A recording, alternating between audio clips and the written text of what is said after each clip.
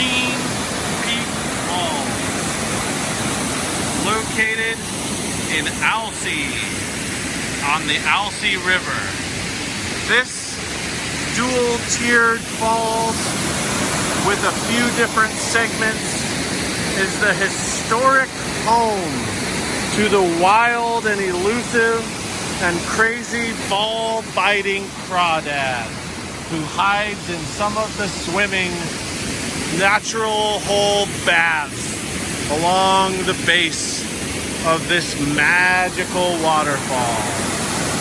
Now, legend has it that this very spot is home to the Green Peak Freak who haunts these falls.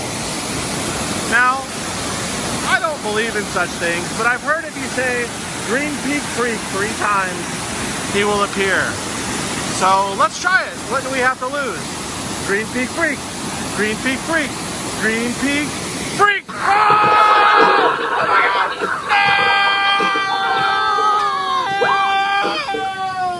No! Nature Jadd has died.